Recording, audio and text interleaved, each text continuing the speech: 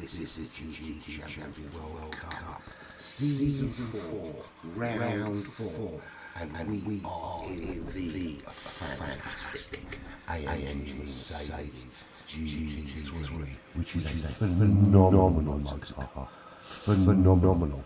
And we're at Daytona Road, which is, for me, I love this track.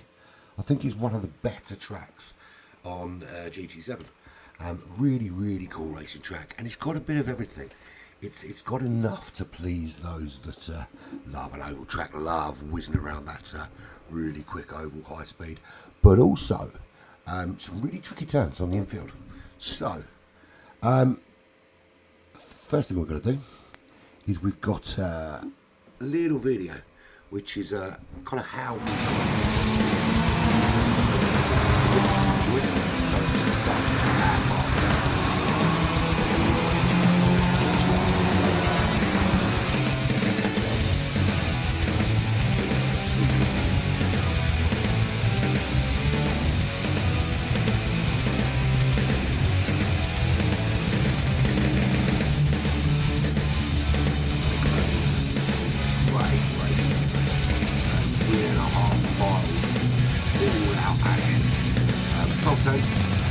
no room to fight for us. Some of them are very nice. Tricky because it's one there. And you've got 8, 9, 10, 11, that plus also the tricky of that. But yeah,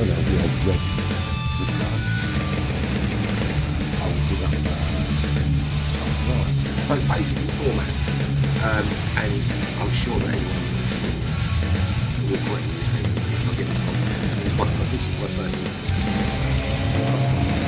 big learning curve.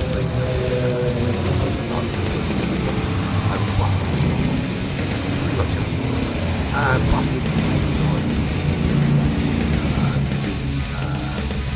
it's only that you only have gets the window in to somewhere between essentially 5 minutes inside the halfway point is reliable. Any other pit stops are purely for the purposes of repairing your car should you decide to enter it into a wall or another driver. So there we go. So yes, so that's me. I'm Open Pirate, Andy Axon. You can call me Herb, you can call me Andy, you can call me whatever you like, to be fair. This is GT Champions World Cup, sponsored by Detailing Group, the Metropolis.com, Digit Gaming Academy, Pride, High Pre, and obviously presented by RWB Racing. Sorry, my mind went completely blank then. Completely blank. So, without further ado, let's have a little look, see where we are at in terms of qualifying. So, it looks like pretty much everyone's made it into the room. I can't see. I think I did read somewhere that we are going to miss Benjo, which is a bit, which is not great, but I'm sure he'll come back at some point and we'll see him again. But there is the starting grid for today. It's obviously reversed from the results at Bathurst. We've got Average Viper on pole position, Chip Reese behind him second. Well, it's not pole position because it's a rolling start after the formation lap. Jake third, Crentis in fourth place. Crentis is I think his name's Cook, is a cool on the screen there. Then we've got Remy in fifth, Heathen in sixth, Strugman in seventh, my old friend Devlin from the ISA Racing Group in eighth place, Igorski, our host this evening, in ninth, Toolshed 10th, another friend of mine, Scarlett, in 11th place. Benjo is supposed to be in 12th, but I don't think he's going to make it. PT in 13th and Captain Jack in 14th place. And we've got 13 runners in the room, so we're just missing the enigmatic Benjo, and I'm sorry that work held you up. But, you know, needs must, we have to pay these bills, do we not? So race starting in about 5 minutes time. Quick look at the current championship standings in Group 4. So there we go, Scarlet at the top of the tree for ISA Racing with 48 points. Toolshed from OGR, 42 points just behind him. Then we've got Ghost in third from Rockefeller. Igorski in fourth from RWB, 35 points. Then Devlin from ISA and Tubes also from ISA, 29 and 28 points respectively. And Strangman first at the highest ranked of our privateers actually. There he is, 27 points. Average Viper, the front runner today, from High Pre, 24 points. And then PT, Heathen, Chip, Reese, Grentis, Asa Wax from All States E-Racing, Remy, Jake, and bringing up the rear from Team Bull, Captain Jack. Captain Jack OX DDD. There we go. So, and you'll have to bear with me if I'm a bit slow getting stuff done. I will eventually get things right. Here we go. So I think the best thing to do is let's just jump into the room and see where everyone's at. We've got the 5-minute warning up now for everybody. So let's have a little looky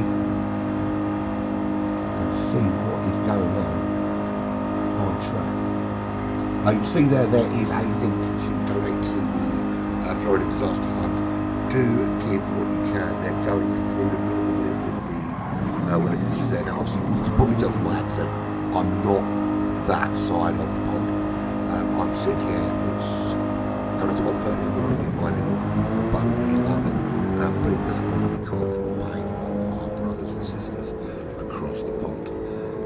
So give what you can, whether it be little or a lot. Anyway, without further ado, let's have a look.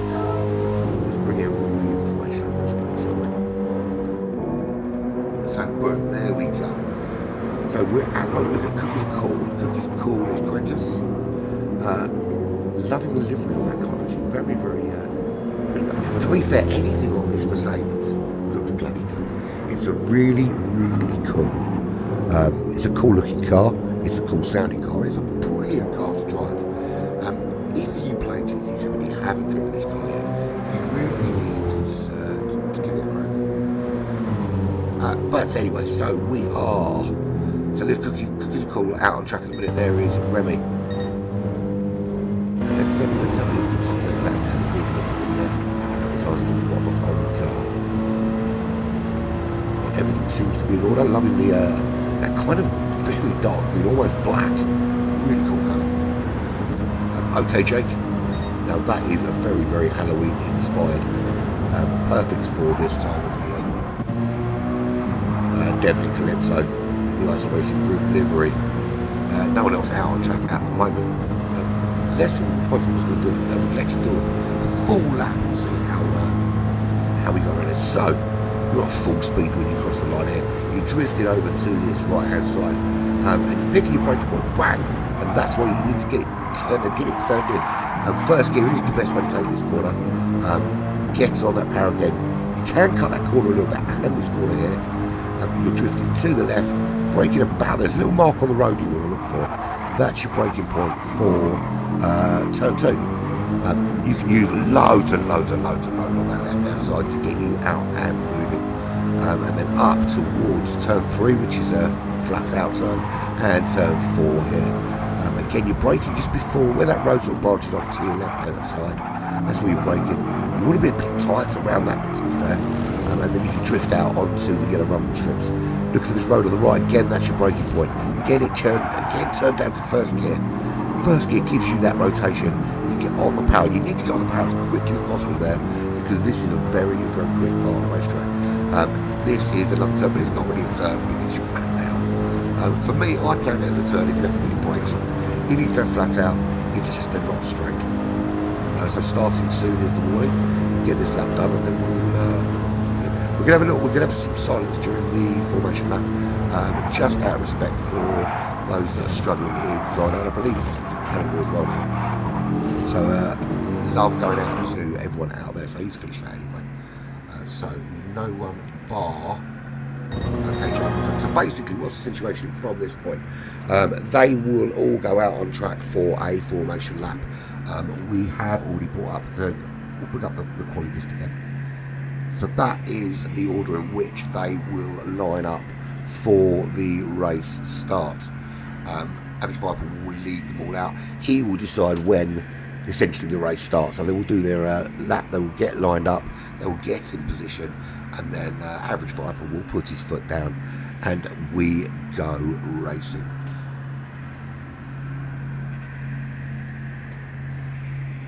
So we are literally minutes away from starting here. Not much to say really. No one, I think apart from Average Tom, and Average Tom's actually Average Viper. So yes, so here we go. So reset, we are ready to go. They are going to pull away for the first lap here, and we are 90 minutes from having a decision at the end of this race. Everyone's been there training, everyone's done their practice. Now is the time to see how you get on. Has everyone made it to the line? Doesn't look that way. No, everyone's left the room. So full start there. Red flag. For whatever reason, there's a red flag. Only one still left in. There's always one, isn't there? There we go. We need him to. I think everyone's. I don't know whether they're going to have to leave the room or whether they're going to have to come back in. But that was a very quick 90-minute race. Fantastic. You got to love it when we have these issues. But we do. This is the thing. This game we love this Gran Turismo 7. You know the visually it's a wonderful game and the sounds are great. but the lobbies are a little bit rubbish. And you would have thought, bearing in mind how absolutely brilliant the lobbies were in GT-4. I mean, they had a few issues, but nothing significant. You would have thought that PD and Sony would have got this right. But, you know, it is what it is, and we suffer because we know we love the game. So there we go. That's the end of that lobby. So new lobby coming right up, I would assume. Excuse me. So just waiting for this lobby to pop up. So you got, I suppose most of the guys performing in this championship it'll be about 8:30 in the afternoon for some, maybe 9:30. For me, it's 1:30 in the morning. So I'm not whispering. You know, I'm going to be talking to you for the next 90 minutes. But we will. If you hear me snoring, it means it hasn't gone very well. But I have got coffee on the go, so it should. We should be okay. Just waiting for the new lobby to arrive. Not quite yet. We will get there. Just have a little check, make sure I haven't missed anything.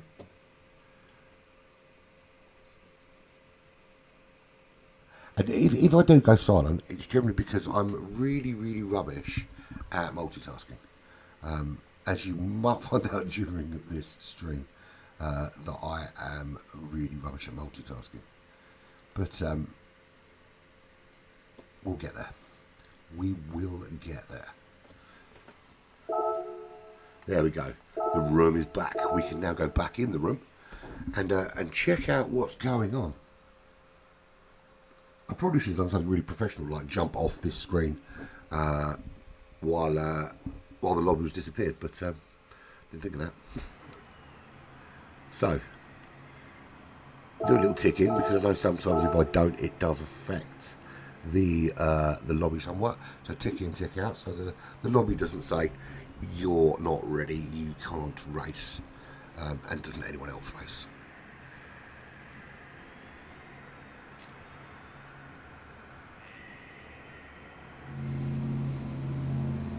So you will see that the names don't always correspond with their with the names on the qualifying list or on the standings list, but I will call them by the name on screen, and obviously tell you who it is if needs be. But I'm looking forward actually to some really cool racing here. We know they can't pit until somewhere between but essentially when it's 40 minutes in, the pit window opens, and it stays open until the race has 40 minutes left. During that 10 minutes, they need to go in, they need to get whatever fuel they want to get, they need to get whatever tyres they need to change to, and it is two compounds, soft and hard, so they need to use both of those compounds. And so we don't know what everyone's going to start the race on. We don't know what their plan is. We do know they're going to have a nice full tank of fuel, and we know they're not going to be able to go pedal to the floor all the way through, because there's no way they're going to get to this halfway point with their foot down. Now, there we go. There's the view I want, and I'll tell you exactly what's going to happen, and this always does.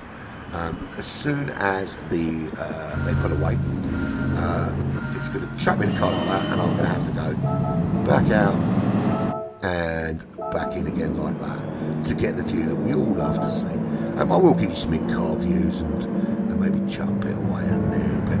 But there we go. So, average Tom, or average Viper, out in front. He will lead the pack out, and we see everyone behind getting into position. And it looks like we have indeed everyone in the room.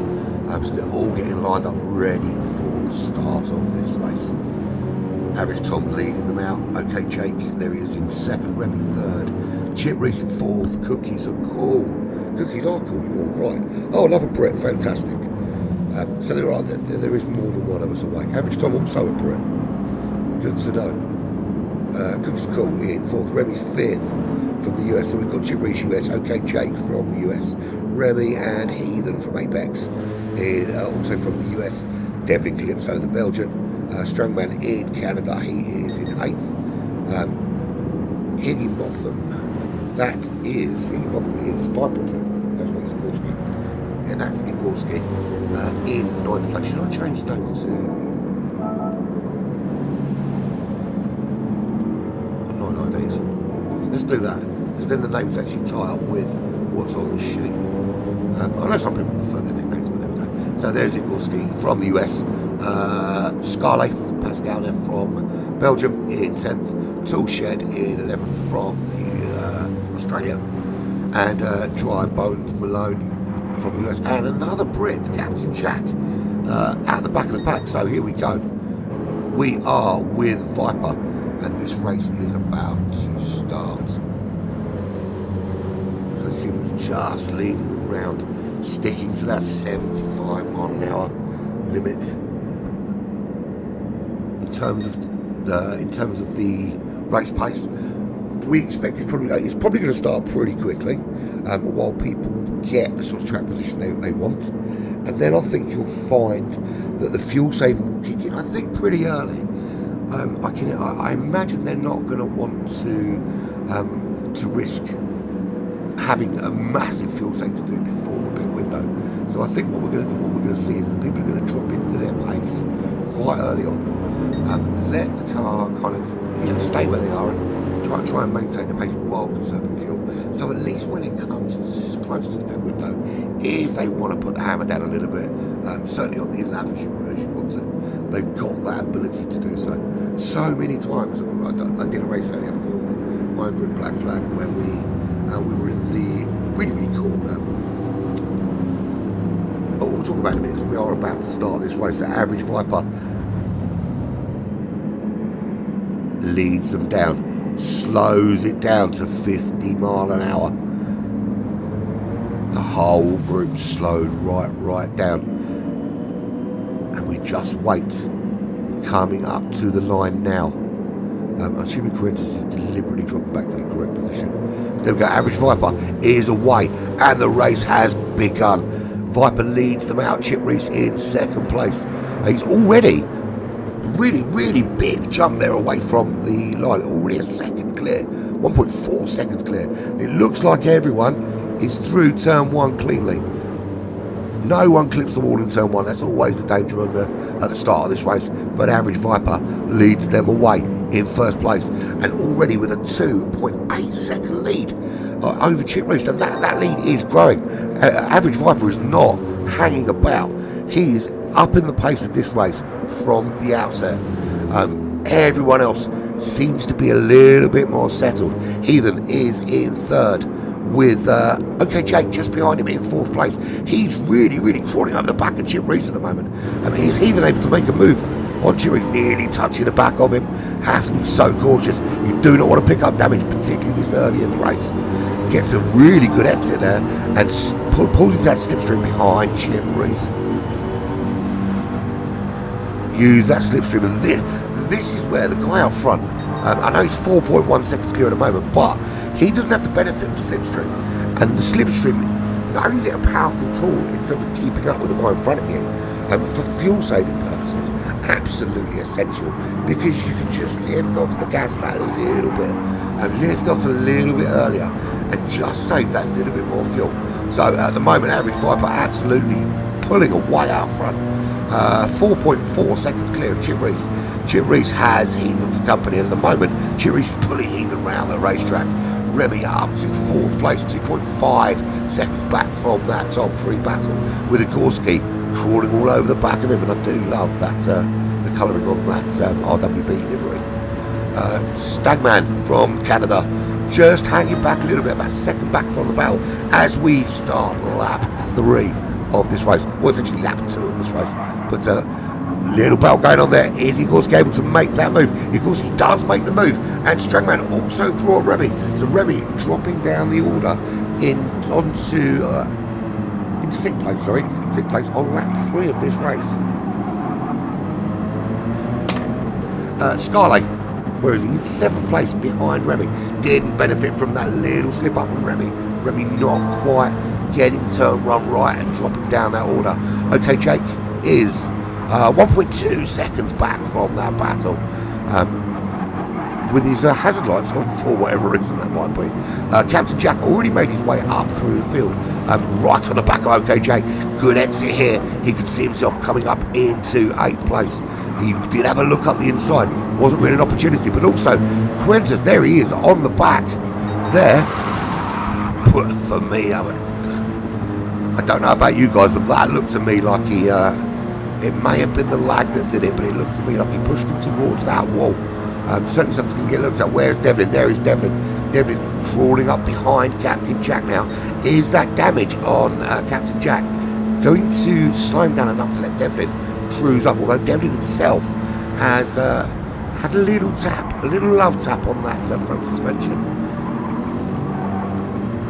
Dry Bones Malone. Back in 12th at the moment. He is 8/10 behind Devlin with the moment Toolshed in that pink Monster Energy livery, bringing up the rear of the pack. Unleash the beast, as it says on the back. But out in front, Average Viper. There he is. Absolutely flipped all the way through. There we go. Average Viper is nearly 5 seconds clear already. Really showing some dominance in this race, even at this early stage. Heathen up to 2nd place. He's got himself around Chip Reese and started to pull away now. As Igorski, we just see there, brilliant shot there from the Helicam. We just see Igorski making a move on Chip Reese up into 3rd place. So American on American, and Igorski wins out, takes that 3rd place. He's in the podium places now. Front 2 pulling away. But the battle behind, at the moment, we've got Igorski, we've got Chip Reese, we've got Stagman from Canada, we've got Remy, all relatively close to each other. Scarlett as well involved there, Cruentus as well. Then we've got OKJ 1.4 just back from that battle. So anyone from 4th to 8th at the moment can take the position. And it really is going to be about corner exits, how well the slipstream gets you closer to the car in front.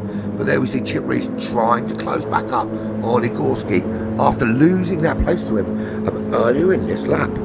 And he does close up that look how strong that slipstream is. Really getting close to the back of Igorski there. He's able to get the main move done before the bus stop chicane, but everyone seems to be through quite cleanly so far. Haven't seen any penalties yet. Used to seeing 1 or 2, particularly on that bus stop chicane, but nothing so far.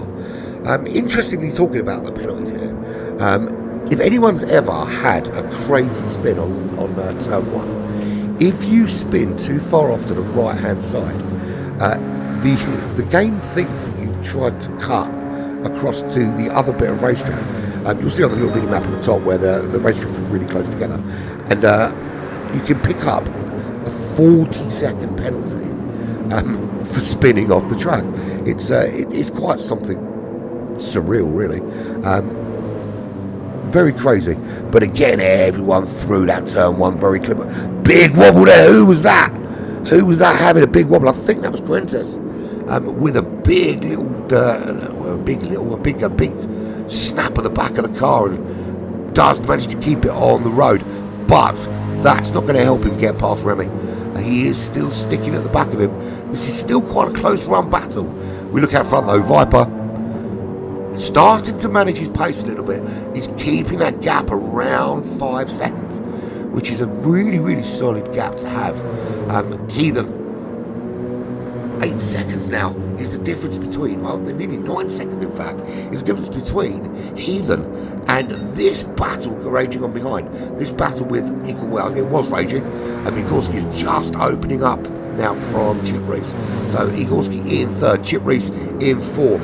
He's got Strangman, he's got Scarlett. Both flanks of Scarlett up into 6th place, up into 5th place. He makes the overtake on Strangman. Can he make it stick and hold it? He does. He's up into 5th place. So already starting to move through the order with Scarlett. It's a good performance from him so far. Strangman straight back at him though as they come out of that bus stop chicane. And it just goes to show the exit out of these corners is so key. And Strangman now currently side by side. This is a very close run, side by side race, very fair. Scarlett just winning out at the moment, but it is literally nose to nose. Strangman very cleverly stays on that inside line. So he will go inside and he will retake 5th place into turn 1. But not over. He goes a little bit wide there, very wide in fact, cuts a big chunk of grass, a massive, huge chunk of grass. Scarlet is through. Is Corinthians close enough? He's not. Well, he almost was close enough to capitalise, but he does here. He's up the inside, and what a shot. Strowman again off the track, cannot get control of that car. He is dropped all the way down that order now. OK Jake also makes it through. So Stegman goes from a battle for 5th place down to 8th just by virtue of cutting the grass in AMG, and I couldn't get it back under control. And sometimes that's the situation where sometimes a driver panics, is they realise that they've lost control of the car, and anyone, it doesn't matter what standard you drive to, you know, anyone can have that kind of moment of panic. I know I do it a lot, but then I'm generally not fighting for 5th place in many races. But what, you know, you're so keen to keep the power and to keep up the momentum, and so worried about losing 2 or 3 places that you don't actually think that actually that's the time you need to be calm, and that's the time you need to just get the car back on the track, let the people that have got past you go, and then get your foot back down once the car's under control. But he's down in 8th and he's falling into the clutches now of Toolshed. Toolshed in 9th place, half a second, just over half a second back. He has got 1.5 seconds on Dry Bones Malone, who is now 9.6 clear of Remy. Remy is 4 clear of Captain Jack, and the rear of the pack at the moment is Devlin Calypso, not getting his car dialed in. I have a feeling he's had to pit to repair some damage. In fact, he will have had to pit to repair some damage because he's no longer got the damage on his car. So there we go. Average Viper still very much in control of this race. 4.4 seconds clear of the chasing pack. And there is the only, we say chasing pack, Heathen is not a pack. Heathen is one driver. Everybody else way back already. We are 13 minutes into this 90-minute race. We are on lap 7 here at Daytona International Raceway. 3.5 miles of absolute balls out speed, with a few corners chucked in just to mix it up a little bit. But Heathen, there we go, in 2nd place with Ikulski, has made his way up to 3rd and made it stick. He is comfortably 6.7 seconds clear of Chip Reese, and we saw that overtake a couple of laps ago on Chip Reese. He's made the move stick, and Chip Reese just now looking at, he's got Scarlet had a battle for 5th place with Stegman, who ended up going on the grass. Chip Reese now has Scarlet for company. Is Scarlet going to get a good exit here out of the bus stop chicane and be able to make the move on Chip Reese? Actually, Chip Reese got a very good exit in comparison. Scarlet not quite so much, so he's not able to do anything really this lap. You know, the gap's opened up too much. He's not really getting much of a slipstream from him at this stage. But they will be going into turn 1. Can he make up some space on turn 1? But at the moment, he's under pressure from Fuentes trying to make the move round the outside on Scarlet. It's a brave move to go round the outside there into turn 1. But they're both through cleanly. Scarlet does stay in 5th. Fuentes right up behind him now. So going from trying a challenge for 4th place, he's now looking in his mirrors and defending from Fuentes behind him. Fuentes from the UK, of course. So at the minute, we've got my fellow countryman Viper out in the lead of this race. He is followed by Heathen, Igorski and Chip Reese from the United States. Then we've got my friend Scarlet in 5th place from Belgium. He is under pressure from another fellow Brit, Corentes in 6th. That gap just opened up a little bit. Pressure off Scarlet for the time being. Corentes, they're trying to put some pressure on, but not close enough at this stage. Although he got a very good exit there. Is he able, with the slipstream, to reel Scarlet in before the bus stop chicane? Or does he get close enough in the bus stop to make the move out of it? He's getting closer. Is he going to try and make the move, or is he going to tuck in? I think he's a little bit too close now to the chicane. I say that, And he makes the move anyway. So they are teammates, of course. He makes the move, and that's a very, very solid move into the bus stop chicane for Fuentes on Scarlet. So Scarlet down to 6th place. He's 6.7 clear of Toolshed. Quick look down up the front. Nothing changed. I say nothing changed, apart from the fact that Viper seems to be just turning on. He's not the fastest man on the racetrack, though his fastest lap is a 47.6. That's the fastest man on the racetrack with a 47.4. That is very, very strong early race pace here, particularly with the amount of fuel they've got to save. Now, the halfway point is going to be somewhere, I estimate, to be 24, 25 laps, and a rough guesstimate. I could be wrong with that, but it's going to be there or thereabouts. Then what we've got is about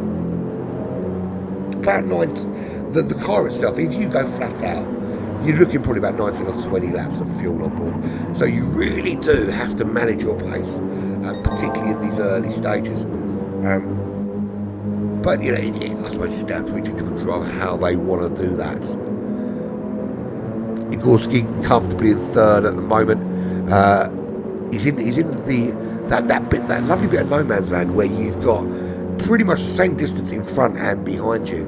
So you've got nothing to worry about either side of your racing. You can literally, you've got your own little bit of racetrack, and you can settle into your rhythm and drive your way, and not worry about having to take a little bit more out of your tyres, take a little bit more out of your fuel, trying to hunt someone down or trying to defend from an attack behind. Fuentes, we saw him make that beautiful move on Scarlet. He's now ahead of Chip Reese, up into 4th position. Chip Reese has got Scarlet bearing down on him now, and there is the first penalty I've seen of this race. Chip Reese picks up that half-second penalty at the bus stop chicane. The penalty line here is absolutely brutal. In fact, on most tracks on GT7, the penalty line is in a really brutal position. And half a second penalty isn't a half-second penalty. You lose so much more time, particularly on the straights like this. Scarlet very, very close to Chip Reese. Luckily, he gets away with it because it was only half a second. Didn't slow down for long enough to make that much of an impact. There is Stagman. We saw Stagman got really squirrely a couple of laps ago, all over the grass. Lap 7, all over the grass, and lost some places. He has moved back up 1 place into 7th position. He is 5.8 seconds back from that battle outside, just outside the top 3, with Toolshed just behind him, looking to try and make some sort of moves on him. Dry Bones Malone also involved in that battle.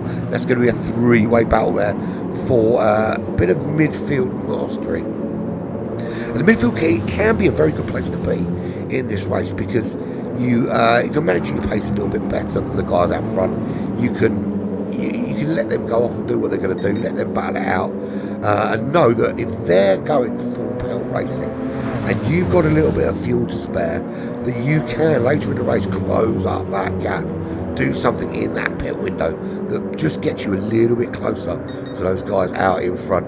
But there is Dry Bones Malone in that battle.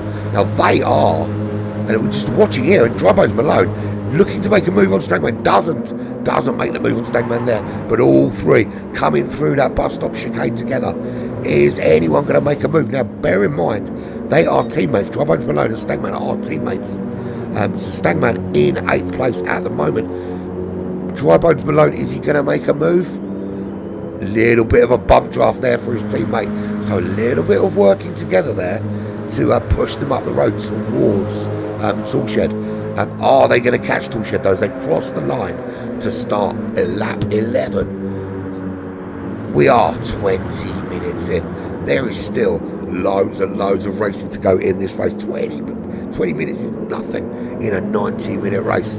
We are still some way from the pit window here at Daytona. The pit window, of course, will be when you see 40 minutes on that clock. That's when that pit window will open. So we are halfway to the first opportunity to change their fuel, change the tyres. out in front. Still no change. The front three are still Average Viper, who the gap now actually has come down to 3.5 seconds. And that's not because he's dropping off the pace. It's because Heathen is on a charge for the first driver to go sub 47 here at Daytona, starting to turn it up a little bit and close that gap to Average Viper, as we see Remy at the back of the pack being lapped here on lap 11. Igorski in third, not closing up to even, in fact dropping back, but he again he's comfortable. You know, he hasn't got anything to worry about in terms of behind.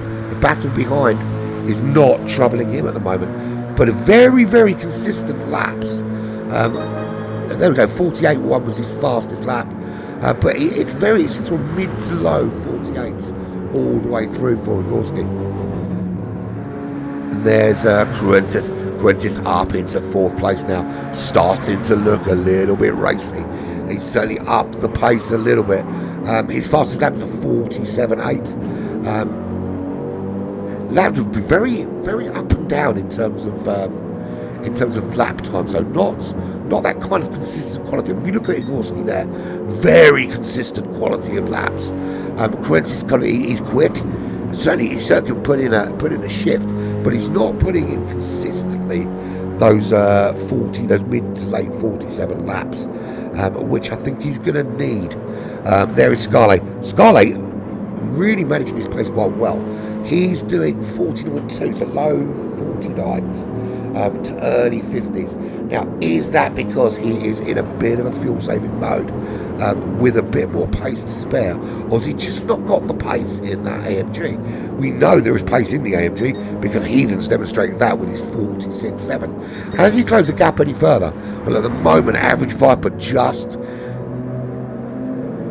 keeping it was a 3.1 seconds, but his pace is dropping off a little bit, and he can now see Heathen. At one stage he couldn't see the guy challenging him, but now he can see. He crossed the line.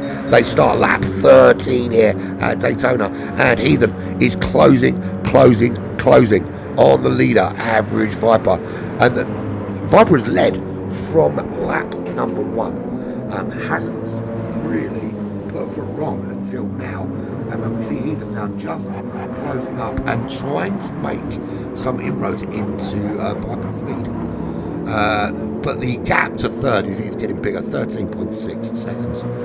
Quentis there in fourth, opening up from Scarlett in fifth, and Chip Reese in sixth place. And we just see the gaps starting to appear in between the cars. So there is quite some distance now between them. No real close battles. There's a close-ish battle there. Toolshed in 7th. We've got Stagman in 8th place again. 8th place is where he ended up after his trip out to the grass, shall we say, on a couple of occasions. He's got Dry Bones Malone bearing down, his teammate bearing down on the back of him. Is Dry Bones Malone going to have the pace to get past him, or are they working in a very team-orientated strategy here?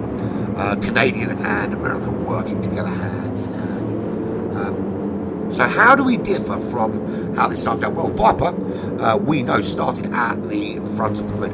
Just have a quick look at the back. Dry Bones Malone, 18 seconds clear of Captain Jack. He's 16 clear of OK Jake. These guys have had to go in and repair some damage, as did Devlin, and Remy as well, being lapped now by 6th and 7th place. So way down that order. A lot of work to do, and he's got 8th and 9th now bearing down on him.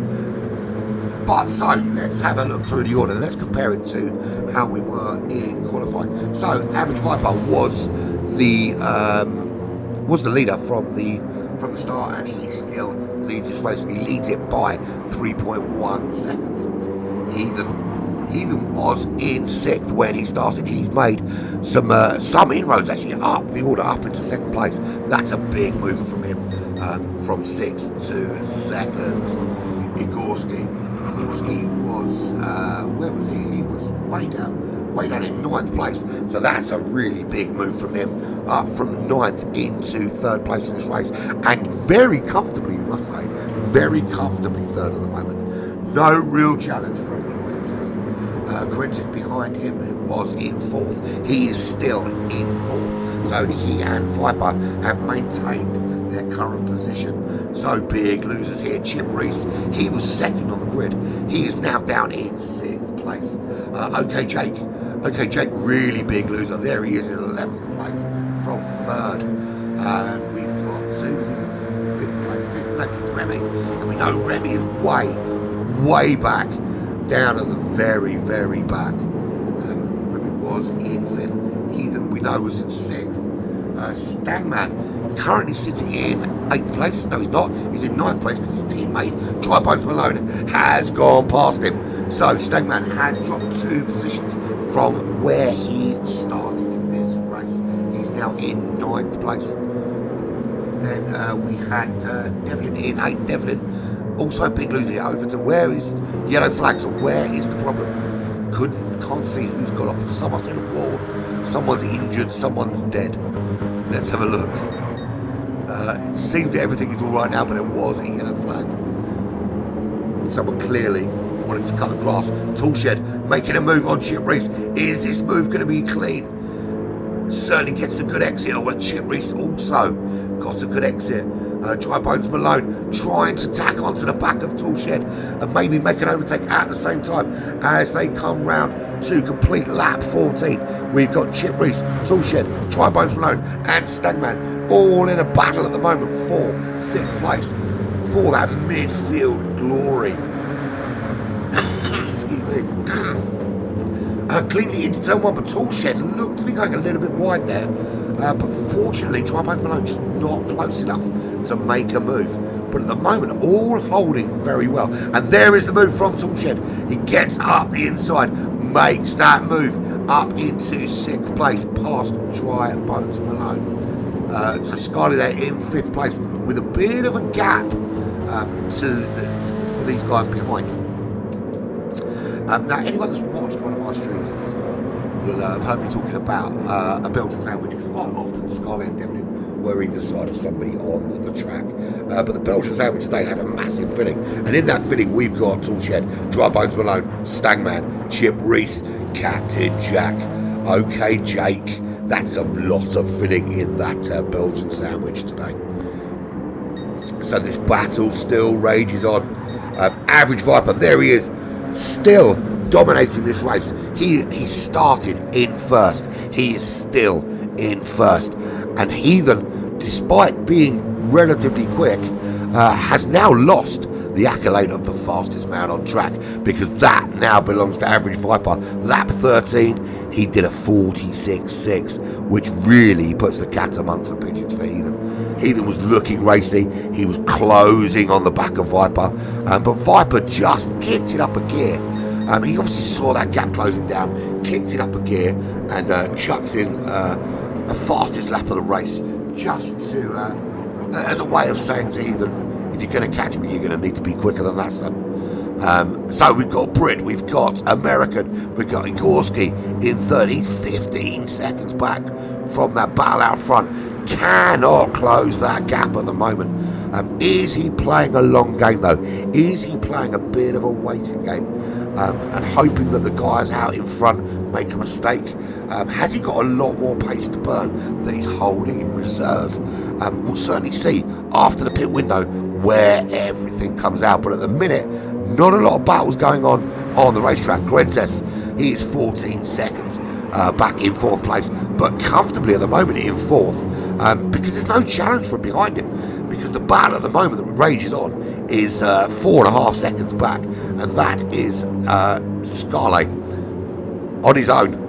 11 seconds now clear of the midfield battle between Toolshed, Stangman, Dry Bones Malone, Chip Reese, who seems to have dropped off that battle actually. He has his drop 4.7. Now bearing in mind those 4 were all very close together, he has dropped right off that midfield battle.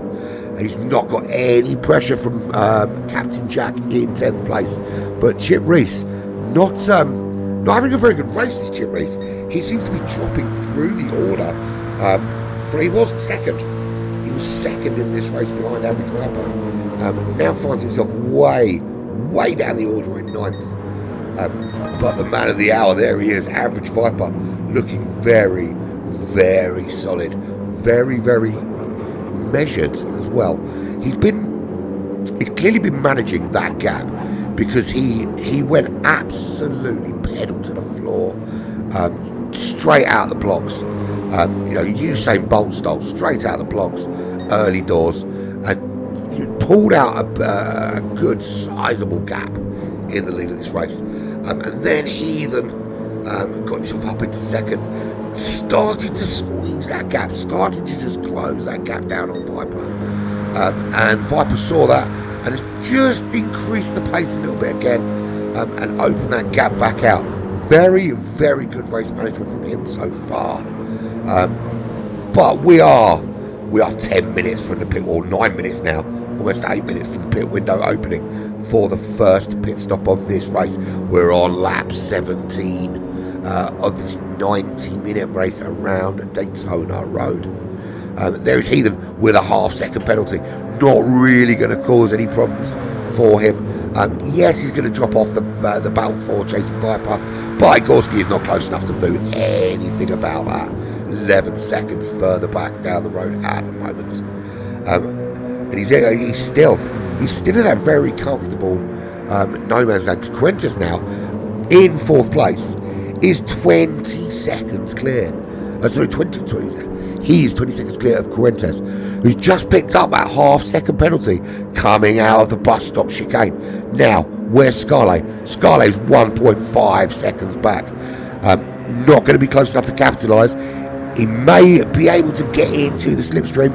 Will it give him an opportunity into turn 1? Well, he's taking up that inside line now, in the hope he might be close enough. He's definitely not going to be close enough. It would be a crazy move to try from that far back. But there again through turn 1, and actually it's been 17 laps, 18 laps, and the only real wobble we've seen anywhere near turn 1. I mean, usually people clip that wall. You usually see one person clip a wall in a race, but the only real wobble we've seen was from Stagman when he went a little bit wide, actually coming in and caught the grass and started using that AMG as a bit of a lawnmower around certainly turn 1, turn 2, and heading down towards turn 3. There is Toolshed 10 seconds back now in 6th place, and Stagman sticking with him, certainly looking for an opportunity if one arises, and he's close enough to capitalise if there is a mistake from Toolshed.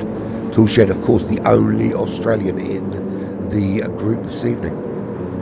It's this evening for you, it's the morning for me. By the time I'm finished here, it'll be breakfast time. Stagman, there he is, the Canadian, in the slipstream of Toolshed. Is there an opportunity here? How quickly is he closing? Well, certainly not quickly enough, because actually Toolshed started to pull away. So, Toolshed keeping something back for these straights. Doesn't want Stagman to be picking up too much time in that slipstream. No real big overtakes as of yet. But get very close there actually through. So Toolshed very slow through that bus stop chicane, and that gap closes down. But does Toolshed get a good enough exit? Well, at the moment it doesn't certainly look that way, because that gap actually is just starting to open up now. So Stagman not getting a good enough tone from Toolshed to make any inroads as we start lap 18, 19. Finish lap 18 on to lap 19. Now, if you were going balls out from the start, was there a move that it looked that Toolshed was going to go very, very wide, but recovers it well, and Stagman does not have that opportunity. But you can almost see his hands there in the view, gripping that steering wheel a little bit tighter in anticipation of jumping up the inside. And there's some great shots on this corner. That's one really good one, but the other one is that helicopter shot from the other side. But there we go, Dry Bones Malone, Stagman's teammate. He's 3.9 seconds back now from that battle. Now we are 5 minutes from the pit window opening, so those that have been saving, if they've been saving well, they can start to ramp up the pace. if they feel they've got the fuel to do it. Chip Reese, big loser in 9th place at the moment. He was 2nd, and with the pace we see from Viper, very surprised he wasn't able to maintain that kind of pace. But actually, I mean, if you look at the lap time, he's not putting in the kind of lap times that we're seeing from those front runners, Viper and Heathen and Igorski. Not at all, actually. So although he is relatively consistent, although we see he's got a couple of laps there where he's been quite slow, but under no pressure from Captain Jack, and I'm assuming that's a throwback to Captain Jack Sparrow. But there he is in 10th place, 11 seconds clear of OK Jake. OK Jake, and that's my favourite livery of the day, by the way. That Halloween livery is awesome, really want it, and if he's put it on his profile, I'm taking it. There is Devlin, 15 seconds back from OK Jake, and struggling to get into this race from the ISO Racing group. So he is the not last. He's not last by any means. That is Remy, and Remy being lapped again. So not a good day at the office for Remy. He's being lapped again by Igorski in 3rd. So he is he's nearly 4 minutes. So 4 minutes behind the leader of this race. The leader of this race is Average Viper, and there he is, been very clean, very solid racing today, and managed his pace very well, and starting to open up that gap out front. He saw the charge from Heathen. He saw that Heathen was putting in the fastest lap of the race. He knew he was coming, and he just had that little bit more in the tank and was able to go a little bit longer. So we are 37 minutes into this race. We're on lap 21 here at Daytona Road, which is 3.5 miles of beautiful racetrack in the glorious sunshine. And we are less than 2 minutes from the opening of the pit window, and we can start to see, when that pit window opens, what everybody's strategy is, what everybody's planning on doing, how they've been managing this race, and what is in store for the second half of this race. But Average Viper at the moment, for me, doesn't look, I mean, in terms of pace, the only person on the racetrack with a pace similar to that of Viper is Heathen. But even Heathen just doesn't seem to be able to close up on him. Heathen, of course, from the Apex Racing team. Igorski, he's got it. Actually, his pace isn't that far off that of the two out front, but the gap is 10.4 seconds. He would really need to increase his pace to be doing the regular 46.6s or 46.5s that Viper threw in as a fastest lap. If he wants any hope of closing up on these top two, but the pit stop window is upon us, and that's where anything can happen. Who is really brave? Has anyone there got a great saving strategy, and they feel that they can take it right to the end of the window before they go in, and then come out with less fuel, having stopped for less time? Is there a really clever strategy in here for anyone?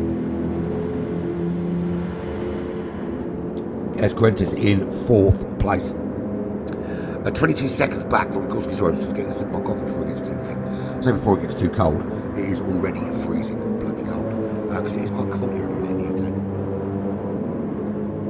But getting that coffee on board anyway. So Gorski 22 seconds back, 20 seconds ahead of Quentis, who's looking very comfortable for 4th place at the moment. He's got a reasonable pace, and again, I mean, if you look at the pace there, 47.1s, 47.7, 47.4. It really is only consistency that is making the difference between being up there in the top 3 and being in 4th place at the moment. Because the guys out in the top 3 just looking much more consistent. Scarlett comfortable there in 5th at the moment. He's got a healthy gap either side.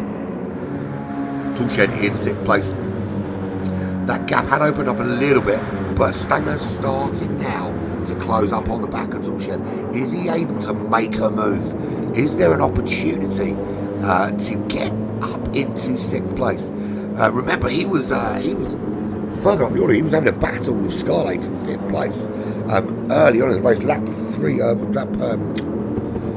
think it was lap 3 or 4 or 5, so somewhere around there. I did write it down. It's on my other sheet of paper, which is falling on the floor. But he in turn 1, he cut the grass.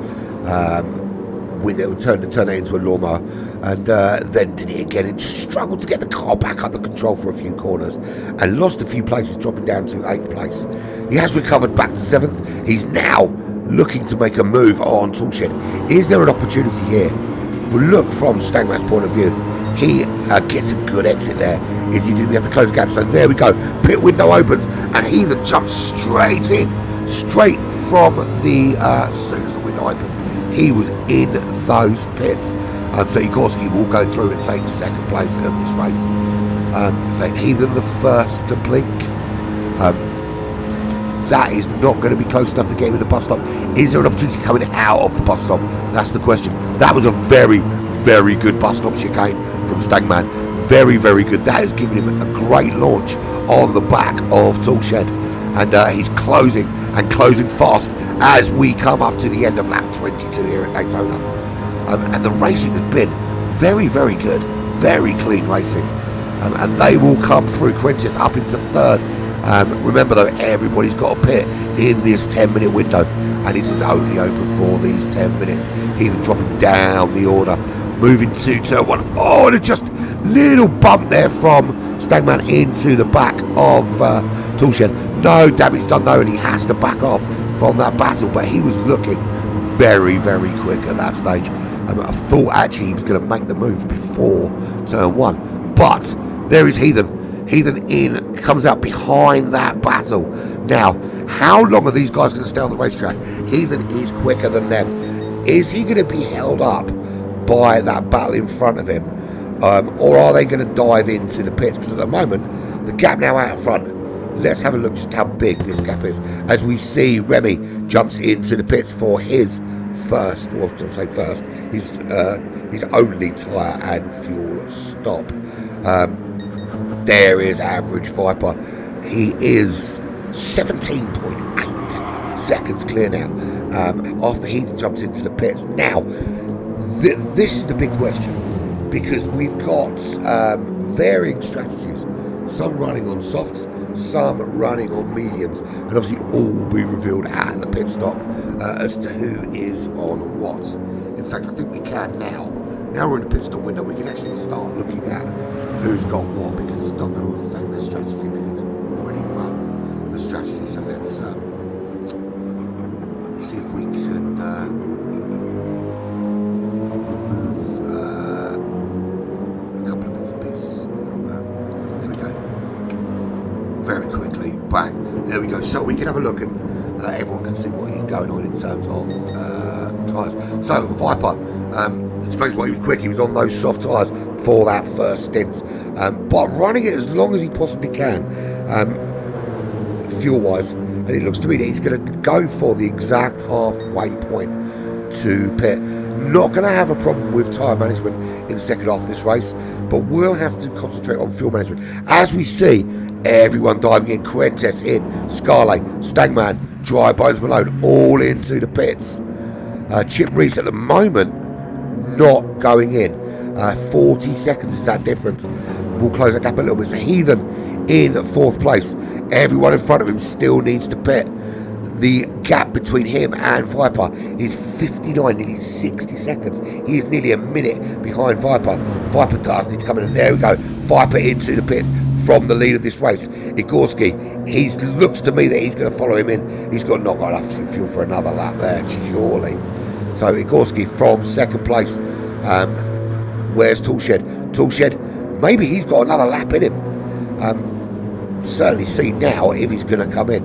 But there we go. So Viper in, Igorski in, Toolshed with Heathen crawling all over the back of him. Now he doesn't need to make the overtake because Heathen has already been in the pits. He went in nice and early, got himself out on those soft tyres. So he's going to be racy towards the end. Now, if you bear in mind, he's been trading fastest laps with Viper, and he did that on the medium tyres. So I think we need to be looking out for Viper. I think he's going to be, Ethan, he's going to be a force to be reckoned with in the second half of this race.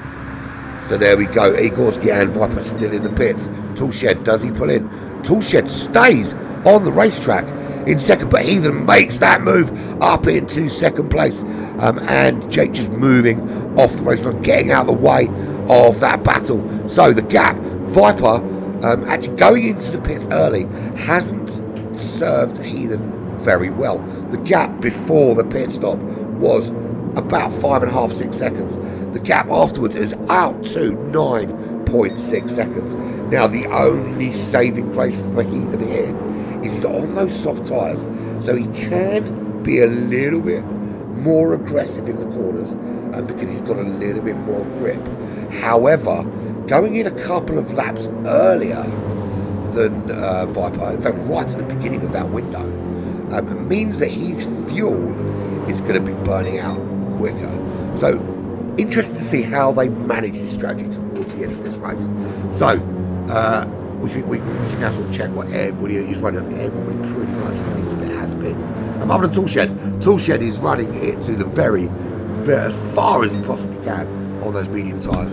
He may also be quite racing come the end of this race on those soft tyres, particularly as he's hanging it out there for as long as he possibly can, out to lap 25. What does I say? Lap 24 will be the midway point. What was about right with that?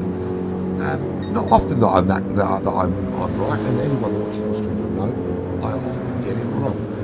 But called it quite well there. Igorski currently in third place. He will be fourth once Toolshed finally pulls into the pits. So no change, although the gaps have very much changed between these runners. So Toolshed into the pits, Igorski will go through. He will retain third place. Corentis will retain fourth. Although 31 seconds that gap, it's just the fact they're filling to full will probably save them some. It'll take them some time, should I say? It won't save them anything. You're in the pits for a really, really long time. In fact, the most so we cover all that back over now. We don't need the information. We've got all the information that we need. So Corentis back up into fourth place. No change there. Has anyone made a move in this pit stop? Has it improved anyone's outcome? Well, Scarlett there in fifth. He's gone around Toolshed. Toolshed in sixth. He is significantly far enough ahead of Stegman. I say that. Where is Stegman? Well, Stegman and Jobbo Bologna are actually going through. Now, I thought they were a bit further behind than that, but they are through. So Toolshed drops down the order. Where does he come out? Does he get out in sixth? He does get out just ahead of them. It's so deceptive because you pass the guy in the pits quite some way back at the beginning of the lap, and then you've got to negotiate that tricky turn one before you find out where he pops out. And that's where he pops out, back in sixth place, one place clear of Stagman in seventh, and Dry Bones Malone has closed back up. His teammate has closed right back up on the back of Stagman. Are these guys now going to work together to push each other up the road towards Toolshed, or are they going to just be racing each other for glory? 53 seconds back, there is Chip Reese. He's got Captain Jack for company. Captain Jack has to move over to let Heathen through. Is this slowing Heathen up, going through these back markers? Bearing in mind that these two are racing each other as well, so they're not going to want to move too much off the racing line to let Heathen through. They want to be racing. And Chip Reese at the moment still with us. He's got his indicators on now.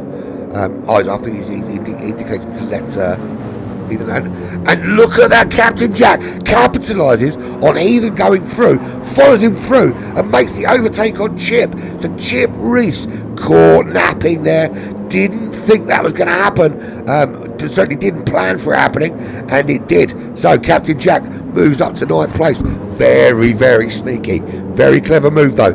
He was quite clever actually to let the lapping car through, knowing that he could follow him through for the overtake. But Chip Reese is not giving it up just yet. They are side by side. Chip Reese wants that 9th place back. He will be seething in that car that he let that happen. Look at this. This is Fast and Furious Starley side by side as we go into the bus stop chicane, and Chip Reese has to yield. He didn't have the inside line, but look at that exit. He is back side by side again, round the outside, taking 9th place back from Captain Jack. That was a very, very smart overtake. So he didn't lose out for too long. Heathen going through, and we saw a great little move there. And that was what lap 26 we saw. A great move from his name, Captain Jack, where he tacks on the back of Heathen and makes the overtake on Chip Reese. Chip Reese was genuinely caught napping. He should have expected that to happen, but his pace is enough that he's taken that place back now, back in 9th place. Looking further back, there's still some back markers still being lapped. Captain Jack there in 10th, Devlin in 11th place, ISO Racing Group. Jake in the pits. Now, he's pitting to repair some damage. I thought he jumped in outside the pit window, but it was just for damage purposes. So he has repaired the damage to that car. Currently 12 seconds behind Devlin. Remy, bad down the office for him. He is 7 minutes back from the lead of this race in last place at the moment. So there is our leader, and let's be honest, he has dominated this race from start to finish. Average Viper, 8.7 seconds clear. Now that's come down a little bit because when Heathen went in the pits right at the beginning of the pit window, and as soon as that window opened, he was in like a rat up a drain pipe, straight in those pits, and the gap was about 5.5 seconds. Viper held it out to bang on midway point to the 45-minute mark before he went in. So did two more laps than Heathen did before he went in, but somehow managed to extend that gap out to 9 seconds. Now at the moment we've got Viper on the medium tyres, we've got Heathen on the soft tyres now.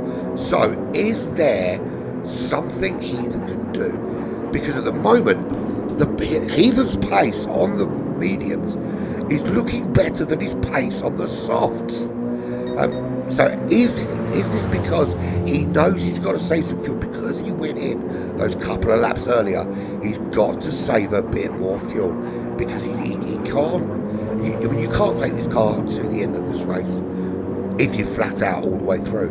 But those extra couple of laps he's going to have to do after the pit stop. Is that going to affect him?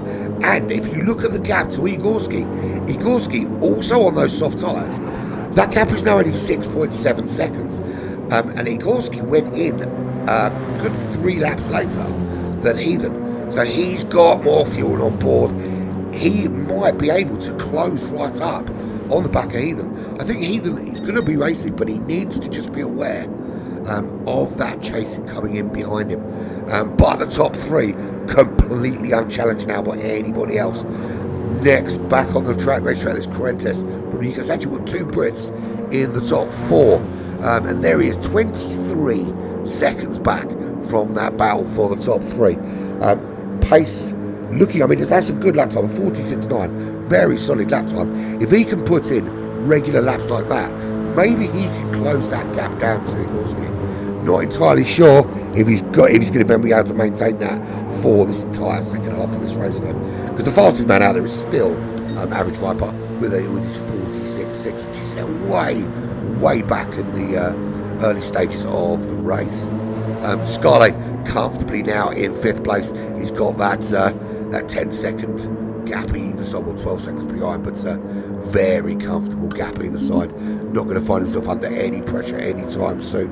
But this man here loves to race.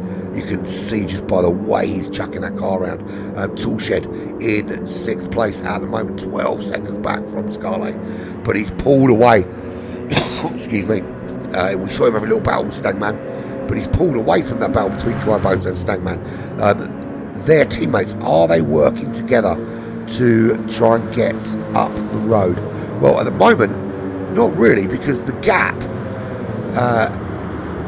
it's quite close, but then they're not closing on Toolshed.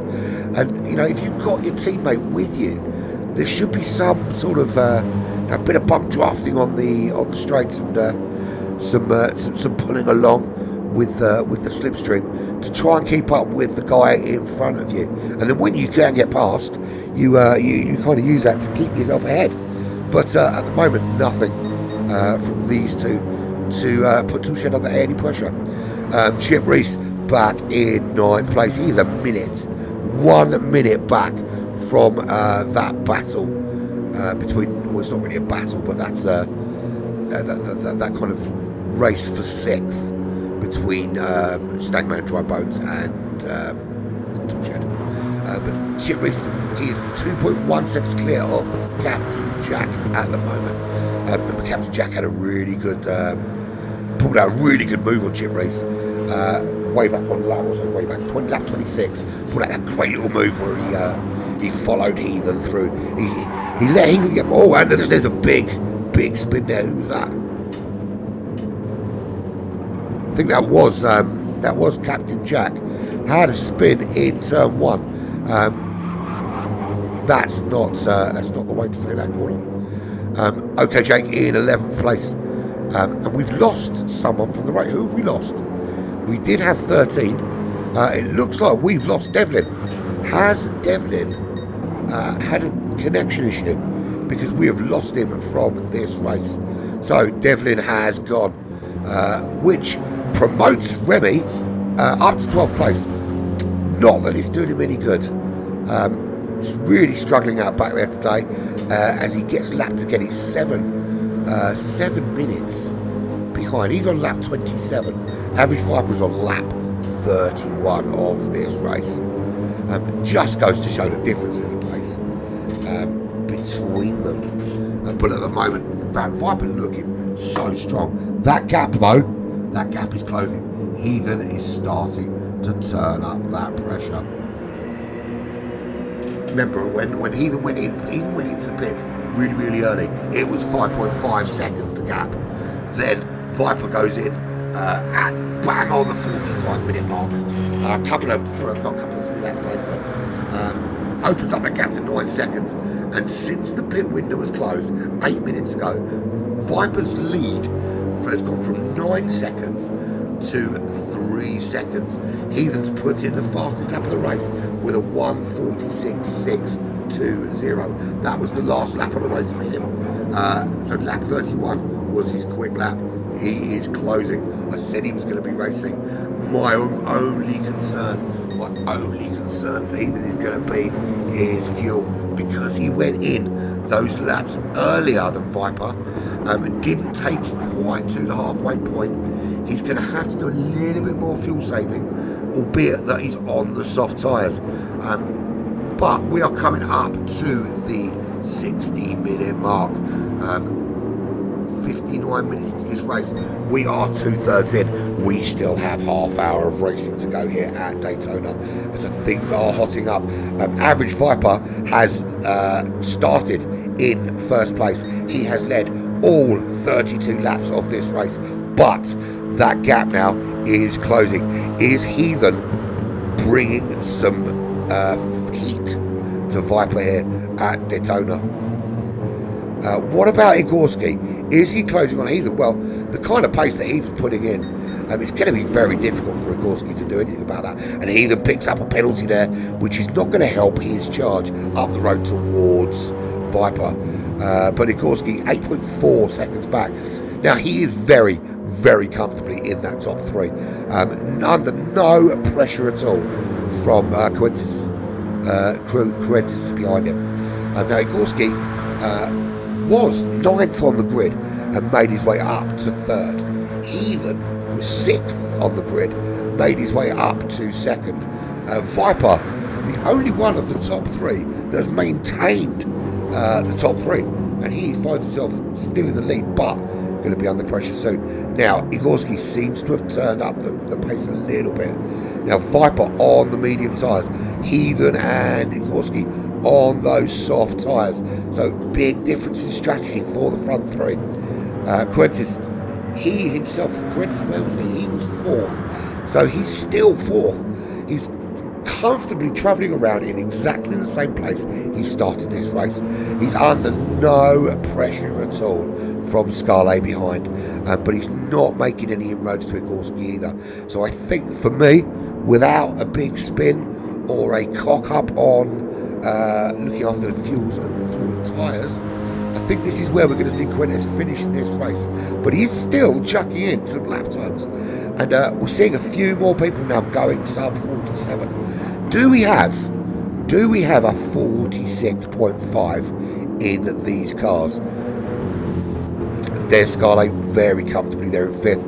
Again, without a spin or some sort of mishap, I think he's going to comfortably finish there in fifth place. So it's becoming a bit of procession on some parts of the racetrack.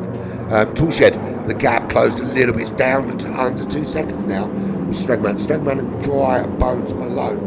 It's often swapping places, so it looks like they have worked together a little bit here to close up that gap to Toolshed, who's currently running sixth, currently just actually put in his fastest lap of the race with a 48.5. That's almost 2 seconds. 2 seconds off Viper and Heathen's kind of place out front. He's going to find himself under some pressure soon though from Stagman and from Dry Bones and Malone, both working together by the looks of things to close that gap and make some sort of move up the racetrack. Chip Reese down in 9th place, nowhere near that battle. Dry Bones Malone picks up a penalty, which is just going to slow his pace a little and maybe drag him out of Stagman's slipstream. That is not good news. What Stagman really needs here is he needs Dry Bones Malone right up behind him to give him a little nudge, a little bump draft on these straights as they start lap 34 here. Chip Reese 1 minute back, so this is a completely separate battle. Way back this racetrack. In 9th place, Captain Jack closing back up.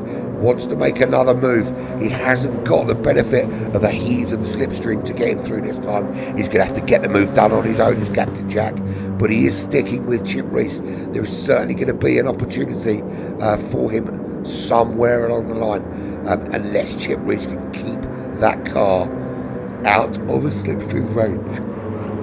Excuse me. Just did another sip of me coffee. Keep me going. Okay, Jack in the pits again. A massive damage he's got to repair there. He's 3 minutes off the leader.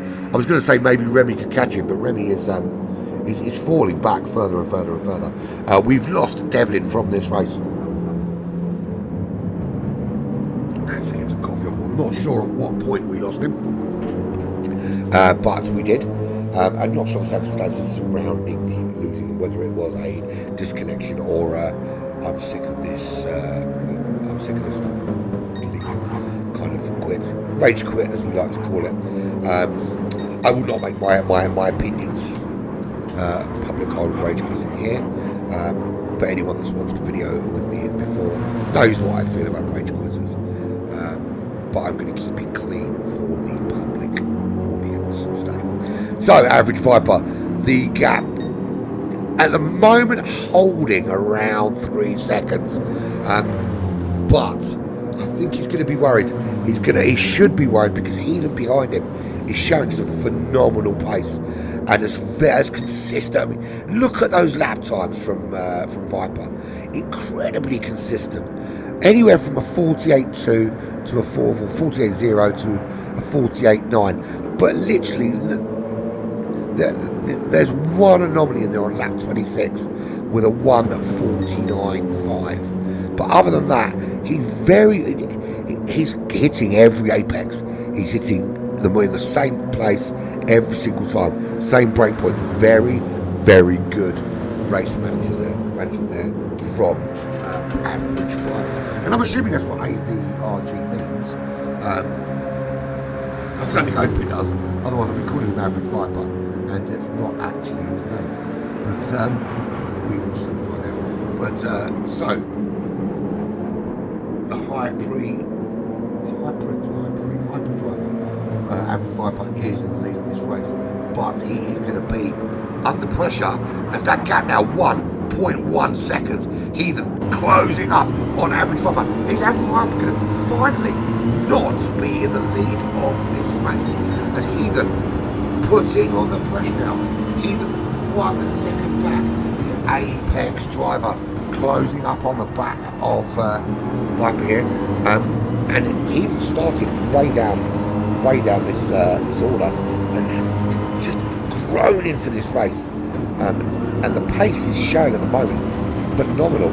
So the gap is down to a second, not quite getting a great slipstream yet, but Viper needs to, certainly will be looking at his mirrors now, because there is a lot going on behind him, and that lot is in the form of Heathen, the apex driver, getting some really good performance out of this 2016 Mercedes AMG. And I mean, this is a phenomenal race car. It's the AMG, it's the GT3 version of the AMG. And we cut away. What an exit! Viper picks up a penalty. Heathen's going to make this move. Does he make the move stick? He's round the outside, but he's going to watch Viper slow as he goes through the penalty line, which is where? It's there somewhere. And there he is. There is Viper. Viper finally not the lead car in this race. And a fastest lap from Heathen to get that move done. And there he is. Heathen takes the lead of this race on lap 37. Well, end of lap 36, beginning of lap 37. He takes the lead of this race, and a great move there. He was just chunking away at him, lap after lap after lap, just closing that gap. And I said this boy was going to be racing, and he takes the lead of this race. And can he? The question is now, has Viper got anything to offer? No, now Viper's obviously on the medium tyres, but remember, he even went in a lot earlier, not a lot earlier, but certainly a few laps earlier, and we'll have a bit more fuel management to do as the race goes on. So we're certainly going to be looking at that later on and see if that has any effect. But the gap is 1.4 seconds. He then takes the lead and starts to move off up the racetrack. Viper finally, after leading from the very, very start, finds himself looking at the back of another car. And that's not something I think anyone would have expected when you saw Viper 9 seconds clear after this pit window.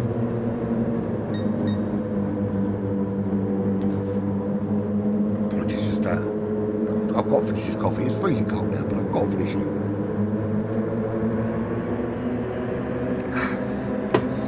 It's a bloody good coffee, I can't say. Very, very good. I might get my missus to buy me coffee again. Right, so Heathen in the lead, Average Viper in second place, 1.1 seconds of that gap, so Viper not letting Heathen pull away. Igorski in third. That gap now is only 4.5 seconds, so he is starting to turn up the pace as well. So this front three, they were at one stage very spaced out on the racetrack. They're not spaced out anymore. The battle between Heathen and Viper could allow Igorski to close up and get involved too. So at the moment, you can't call this. I mean, when Viper came out of the pits at the pit window and he was 9 seconds clear, I think I would have given a 99% probability the race was going to be his. I did have a few in the back of my mind that Heathen was going to be quick, and certainly the early pit stop suggested that was his plan. But I never expected to see Igorski closing up as much as he has done on these front two. I suppose the good thing from my perspective, I've not, other than Skyline Devlin, I've never seen any of these guys race, so I'm kind of working off just what I see here today, and not off previous form. But this top three, okay, the one thing I can tell you for certain is the top three will remain the top three, bar some crazy accident or one of them hitting a wall and needing to pit. I don't think the top three is going to change. I'm not entirely convinced that we're seeing the order this race is going to finish in, though. I don't know that Heathen is not going to succumb to a charge from Viper, or that the pair of them are not going to have to put up with Igorski crawling all over the back of them towards the end of this race. We are 1 hour and 11 minutes in to this 1.5 hour race. We have 20 minutes, just 20 minutes left, half of the second half of this race. So Cruentes in 4th place, comfortably so as well. That's not going to change for me. Again, without, if he crashes, then it might be different. But let's assume that he's managed to go 39 laps and not put his car into a wall, and been quite consistent with doing so, that he will continue to be consistent in doing so and will remain in 4th place. Skyler there in 5th. He's got Toolshed about 4.5 seconds behind him. If Toolshed can up his pace a little bit, he may be getting involved in a battle there. But that's if he can shake the pressure from Stagman behind him. Now, Dry Bones Malone was right on the bumper of Stagman. He's now 11.8 seconds back. I can only assume that while we were watching the action ahead, that Dry Bones Malone had a little wobble somewhere, and he's either had to, or he was pitting a lot further back, but he certainly had a wobble somewhere and finds himself off that battle now. So he can't help. Stagman has not got his teammates' help in this battle with Toolshed. So can he close up? Can the Canadian close up on the Australian and make this a good midfield battle? It certainly looks at the moment like he's putting a bit of a shift in. He's very, very close. Let's have a look, see if there's does he get a good exit here, and he could be hitting him but not hitting him. Obviously we don't want him to do that. He could be hitting the power early and getting a move done before we hit the bus stop chicane. So Toolshed, that's the view from the back of his car. He's got Stagman breathing down his neck, closing that gap, looking to make a move. Stagman not going to make the move before the bus stop, or is he? It just drops off, actually. Very smart move for me. Just sits in there, saving a bit of fuel. Now, actually, this seems to be a very clever strategy from Stagman. He could have gone for the inside line and made a move into the bus stop chicane. But what he chose to do instead was take the opportunity to save a little bit of fuel and just hang back in the AMG there and just let Toolshed pull him around. Chip Reese with damage going into the pits. That will see Captain Jack doesn't need to make the overtake because he's going to go past him while Chip Reese repairs his car. So Captain Jack, although he was 20 seconds back, he would have seen Chip Reese putting in. There he goes through. Will Chip Reese get out in time? He's at the pit now. He's there. He's right there. No tyres going on the car. Repairs going on to the car. They're repairing that engine, repairing that front suspension. So Captain Jack is through. Okay, Jake. No, certainly not close enough to make any move there on Chip Reese. So Chip Reese loses out to Captain Jack. The second time he's done that. First time he lost out. Very clever move by Captain Jack, tacking onto the back of Heathen and going through when Heathen was lapping Chip Reese. This time he just waited for Chip Reese to have a crash. Chip Reese went and repaired, and thank you very much. Yippee-ki-yay, I'll have 9th place. Thank you. The gap is 1.4 seconds. Dry Bones Malone getting involved there as well, dropping way off the order. Now, Stagman, 16 seconds up the road. Captain Jack is. I'm not sure they're on the same lap, actually. No, they're not. They're not on the same lap, so ignore me. That is no battle at all. Captain Jack does unlap himself, but he's an entire lap further back than Dry Bones Malone. Helps you pay attention, Andy. There is Chip Reese also unlapping himself on Dry Bones Malone. So they've got some work to do if they want to catch 8th place at the moment. A hell of a lot of work, because at the moment 8th place is getting a slipstream from 9th and 10th place. Out in front, what's that gap? The gap is still 1 second. Average Viper hanging on to the back of Heathen. Remember, Average Viper led this race for 37 laps, and Heathen just now 41. He's 4th lap now, leading the race. So Average Viper will have led the most laps. Whatever happens, he will have that accolade. But will he have that accolade as the winner of the race, or as the second step of the podium? Because it looks like the charge from Igorski is off. That gap was down to about 4 seconds, but he seems to have pulled away from that battle now. So I think Igorski is realising the pace out front is frenetic, and actually the best thing for him to do is to consolidate 3rd. He's 27 seconds clear of Corentis, and to be fair, he could have a little knock and go in the pits and probably still come out in 3rd with the way things are going. So the battle that rages on is this battle here between Viper and Heathen. Heathen looking racy, went in a bit earlier than Viper. It's going to be down to who is better looking after the fuel. Now this is where it gets tricky, because Heathen went in sooner. Heathen's burned more fuel than Viper. Viper held on to that 45-minute mark. Heathen went in bang on that 40 minutes. As soon as that pit window opened, he was in there straight away, straight into the pits. So Viper closed right up now. Is he going to retake the lead of this race? And we go on board with Viper. Let's move from this view. So we're his passenger, and we'll just see if he can close up. At the moment, Heathen doing just enough to keep him at bay, but that slipstream is very strong, and Viper can use this to his advantage. Closing all the time, sticking with Heathen and into the bus stop chicane. Both through cleanly, neither picks up a penalty there. What's the exit like? That's a really good exit for Viper. Not bad exit either for Heathen. Does manage to stay ahead. Can't make the move this time out. But this race is not over. There is going to be a move on at some stage. I don't think this is all over for Viper just yet. Excuse me. Remember, Heathen caught him. Heathen closed down a 9-second deficit at the end of the pit window to overtake Viper on lap 37. Viper sticking with him. He is on the harder compound of tyres. Heathen on the soft.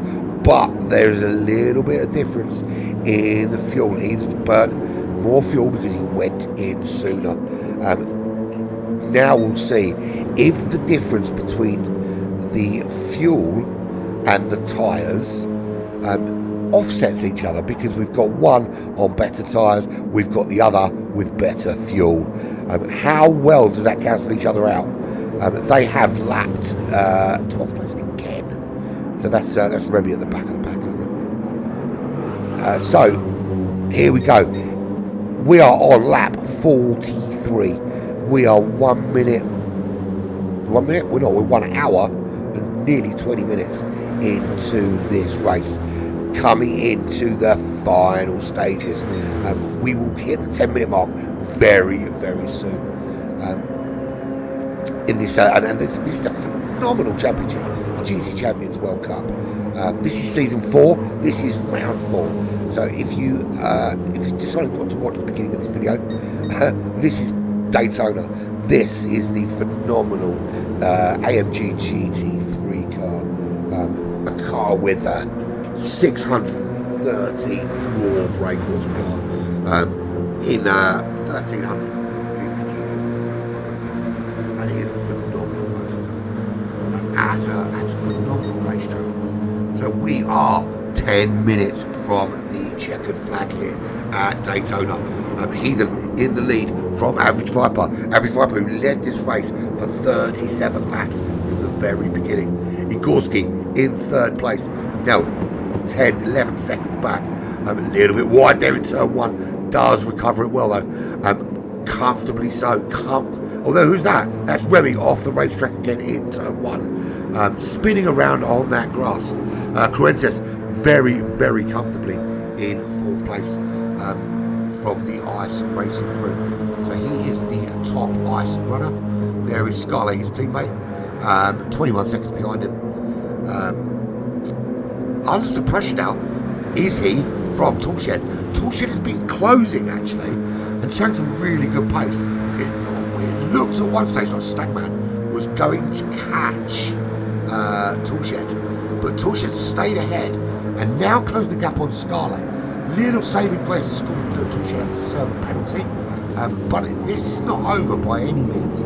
Back here in this midfield, so this is kind of the race for the best of the rest. Now Scarlett currently leads the championship with 48 points. Toolshed desperately want to get round him because he's only 6 points behind him in 2nd place. So this is really a really tight fought battle for supremacy on the leaderboard. 3rd place is Ghosting. He's not on the racetrack today, but that runner there, Gorski, there he is in 3rd place, is currently sitting 4th in the championship. So some good points for him to close that gap on Scarlett and Toolshed. 5th place is Devlin, who we have not from this race.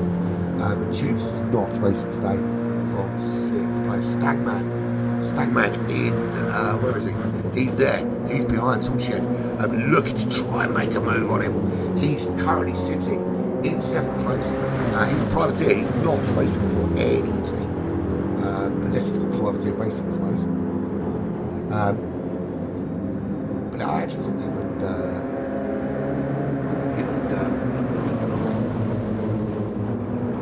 and Dry Bones Malone were teammates, but clearly just not. So Stagman looking to make a move on Toolshed. He does make that move. He's got the inside line as well. So very good move up to 6th place. Toolshed has to drop in behind. That's a big blow for Toolshed. In his bid for the championship, because the championship leader is in front of him. He does make a move back. He's trying to make that move back. He does nick the inside line and tucks in again behind Scarlett. Great move there from Toolshed. Regains that position and gets very close. And this battle is going to rage on. Viper, meanwhile, has retaken the lead of this race from Heathen. After we said this battle was going to rage on, I did miss the overtake. I apologise for that, for missing it. But we had a bit of a battle going on behind you. But you are 1.8 seconds clear now of Heathen. Has Heathen got anything more to give? Or is the fuel going to be the problem? And I think it is.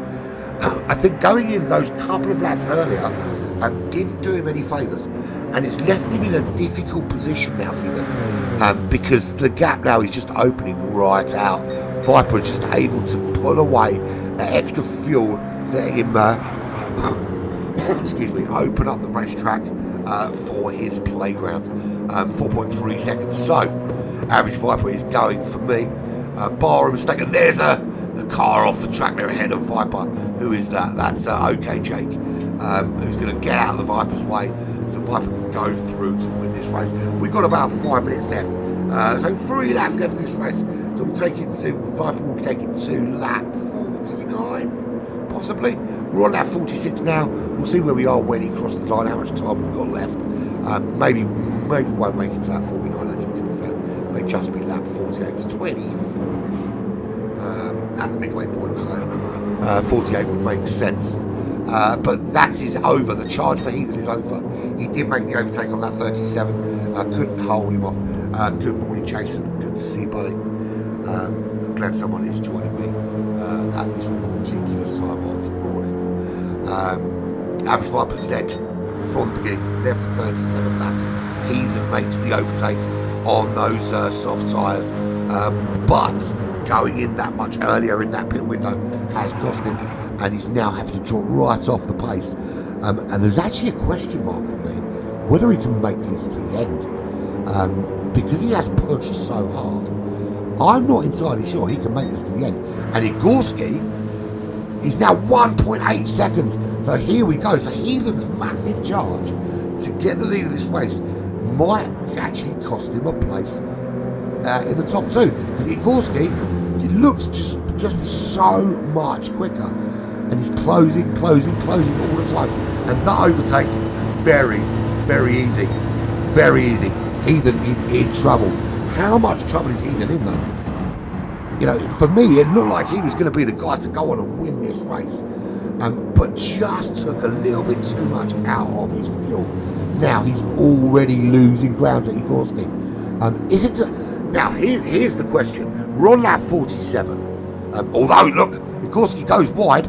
Heathen comes back at him. But he's not going to have enough to make that overtake stick for any length of time. Now, yellow flag up ahead. Who's off the racetrack? And there's Remy off the racetrack again. Remy now is on lap 40.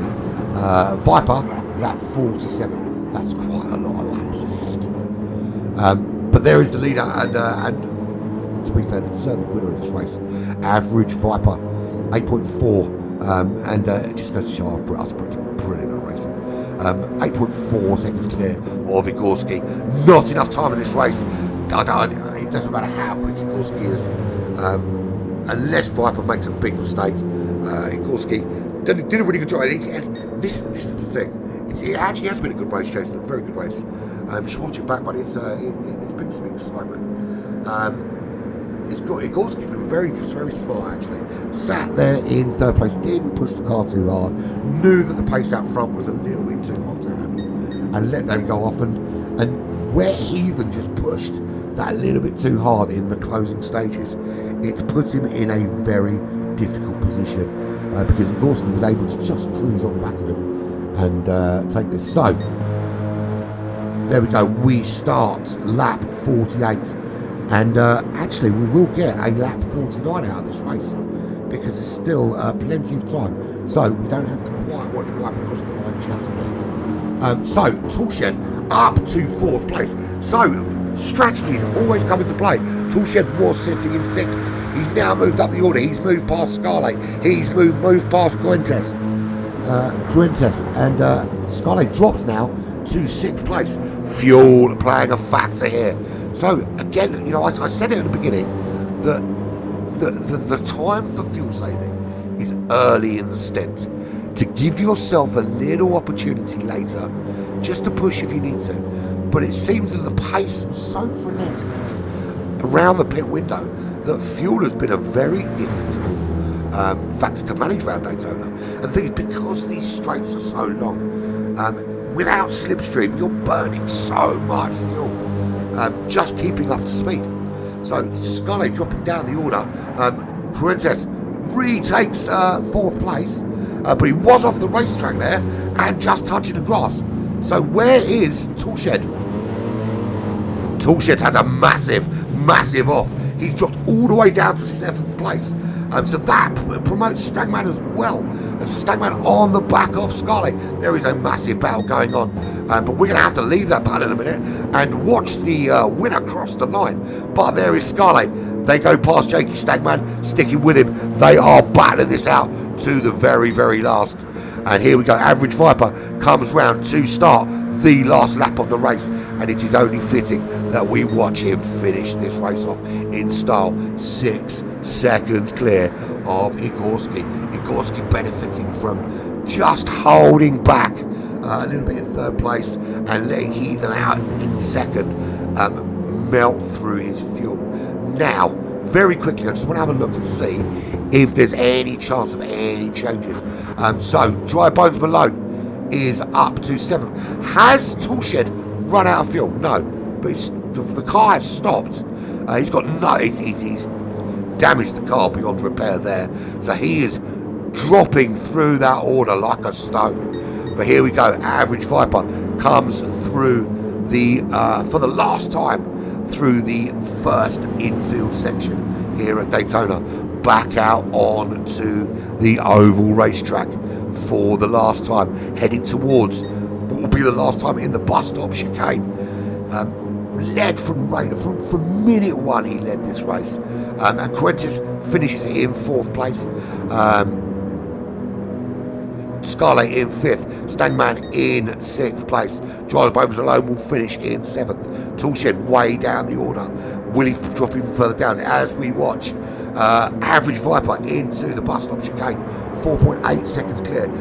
Igorski is closing, but there's just not enough racetrack left for Igorski to make this. Or is there? Is there going to be a fly in the ointment here? Doesn't look like there is. Chip Reese just tucking in behind Average Viper. I think we're too close to the line. So here we go. Average Viper at Daytona wins in this GT3. And we see there is the checkered flag. There is Average Viper wins this race. Igorski in 2nd place. Brilliant performance from him. Heathen crawling. Saved. Only saved by the fact that he was a lap further in than Cruentis. But would have, I think, running out of fuel when he did, he would have lost out to Cruentis. So lucky to be in 3rd, I will say. Very quick though, the fastest lap of the race with a 56.5. And I asked for 56.5 and I got one. That was very quick. But he went in too early. That's the key. Strategy played a big part there. He went in the pits a few laps too early. Pushed a little bit too hard coming out. Did a great job and caught Viper, but it's cost him at the tail end of this race. Cost him 2nd place. And sometimes you've got to go for it. If you want to win, you've got to take the risks. But great performance from him. I mean, he was way down the order at the start, but Viper from pole position wins this race. So into the button. This is agonizing when you run out of fuel. On any racetrack, particularly on a track like Daytona, where it's very, very quick. It's agonising. And I wonder if the clock's going to run out before he makes it home. Anyone's still on the racetrack now? Everyone else is finished now. There's your winner, Viper, just ring home. But we're going to watch Heathen finally make it across the line for 3rd place at some point. Well, I hope we are.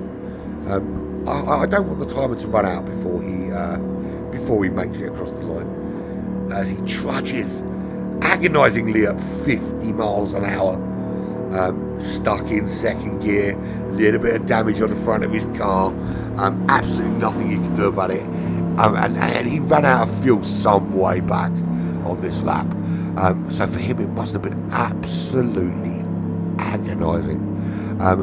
This lap has been 3 minutes 35 seconds and it's not over. Well, it is now. We don't get to see him cross the line because the lobby timed out. So what can we say? What an absolute doozy of a race that was. That was very, very good fun. So there's the top 3 for you. Quite simply, brilliant performance from Viper. Absolutely dominated from beginning to end.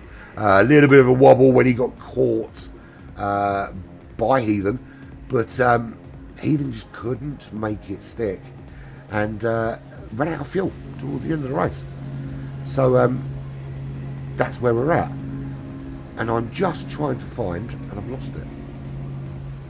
I've lost the thing that I need to close off this page. There we go, that's what I was looking for. So there we go, race over, everyone jumping out of the lobby. Congratulations to the top 3. Top 3 were Average Viper, was Igorski, bided his time in 3rd, managed to nick that 2nd step of the podium, and Heathen, by pure luck, into 3rd place. And it was only 3rd place by the fact that the drivers behind had already finished the race. So that has been a phenomenal race, and I hope I've done a relatively good job. Obviously, it's a very different format to what I'm used to, but we've had some thrills, we've had some spills in this race. We had Viper essentially 37 laps in the lead before anything changed out front for him. We lost Devlin to whether it's a connection problem or what, I don't know, but we lost him in that second half of the race. we saw some grass cutting early doors, lap 3. Lap 26 as well, we saw some cars going off and things changing. We saw a few good battles on that racetrack. We saw a massive charge from Ethan. But it was a little bit too much, and he found himself dropping down to 3rd place. But a very good race here. And this has been the first time that Round 4 has been televised, and I hope it was as entertaining for you as it was for me. It is 10 past 3 in the morning here in sunny Blighty. I am going to try, if I can, to... what am I going to try and do? I'm going to try and get some driver interviews if I can. This is a whole new thing for me, this driver interview stuff. So please bear with me, because I've never done it before. Let's see if we can get some podium interviews on the go. So I'm going to mute my mic for a minute, and I'm going to jump into Discord and see if I can find someone to talk to.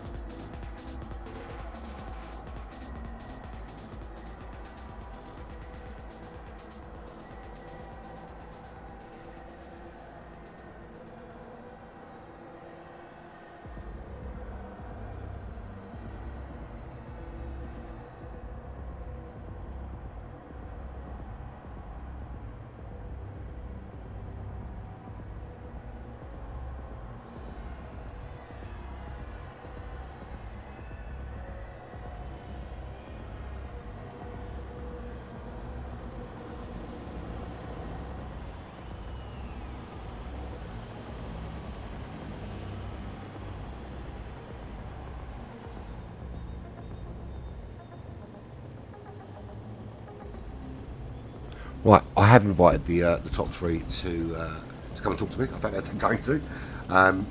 Obviously, because this has never been televised before for Group 4, it's not something that you used to having to do. But we will see if anyone jumps in and joins me very soon. It looks like Igorski is coming in to join us, so we can have a little chat with him in a sec, if he unmutes himself. Can you hear me, Igorski? You there, buddy? He's muted, so he can't answer me at the moment.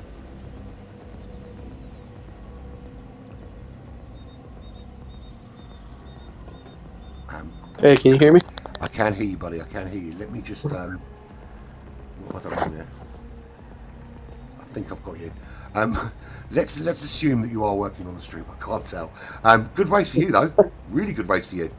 How'd you feel it went? Yeah, I felt it went really good. The big thing was not making any mistakes, which is usually what kills you in a race like this.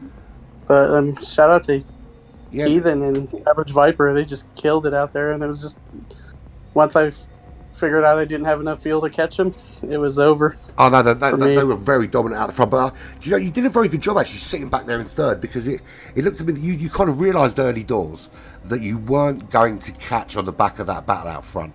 So you kind of settled into the race, let the kind of fuel look after itself. because you didn't really have the benefit of a slipstream to save any fuel either, so you had to be really careful at looking after it. But it paid off because Heathen went hell for leather and to try and get the win, and the fuel burnt out too early, and it kind of gifted you an extra position. Yes, it did. Awesome. It was a very good race. It was very fun, and man, 90 minutes just is sometimes hell on that track, and sometimes it will do you a favor. I know, absolutely. If you're not having a very good race, it can be an absolute nightmare. Absolute nightmare. So, Heathen, you there, buddy? Yes, sir. How do you feel that went? apart from the last couple of laps. Well, I mean, I grew up in Florida. I was born and raised down there, so it was kind of a pride thing for me. But pride kind of came back and bit me in the end there. I was right there on average, and I felt like there with about 20 minutes left, it was kind of questionable, and I thought I might be able to just make it, but I basically pushed a lap or two longer than I should have, when I should have just backed out and settled for second. And once I got up front and held him off for a few laps, I realized, this is now becoming a recovery run real quick. So I just backed down to... What was it? Because you went in very, very early compared to everybody else. I mean, literally, as soon as the pit window opened, you were straight in. Do you feel that was that was not necessarily the wisest decision, looking back at it now? I ran into the same issue on the first stint. That's why I had to go in. I might, if I had went to fuel map 6, I might have made it another lap, but it wouldn't have done me any good. Not a lost time, which in the end of the day, I mean, I lost time anyway. So I really, really lucked out that 4th place had already crossed the finish line after the timer went out. Yeah. So if it wasn't for that, he'd caught me and I'd ended up in 4th. But yeah, no, I did say on the stream straight away that you were a very, very lucky man, because that was a lot of lap. And Daytona is one of the worst places to run out of fuel, because it just takes so long to get around if you're trudging along at 50 mile an hour. Absolutely, yeah. So that would have. What were you thinking? That would have not went my way. When you came out the pits, and then Viper went in, and you saw the gap had opened up for him. It was like 5.5 seconds when you went in, and then when he came out, it was 9 seconds. I bet you were thinking, what do I have to do to catch this guy? That was kind of why I started pushing, and I realized after a couple laps, once the pit stop cycled through, and we, it came back out in the order that it was going to be, I realized watching the times that he was fuel saving too. So I more or less, I was trying to figure out where he was shifting and shift a little bit later just to get a little bit of extra edge, and trying to brake a little bit later. I was lifting and coasting, but I don't think it mattered that much in the end. No, these cars, because the gap as well. The first part of the race, everyone was really close, but once it starts opening up, as I was just saying to Igor, you don't have the benefit of the slipstream to help you save fuel. So you're kind of relying on finding that balance between, have I got the pace can I make it to the end of the race?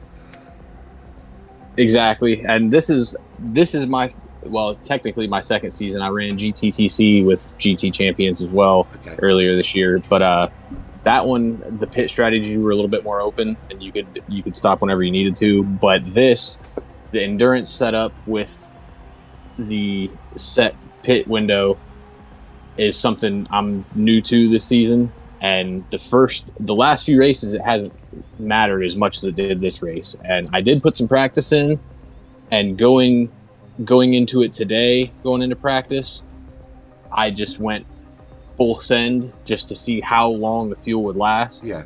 And I kind of felt like I could have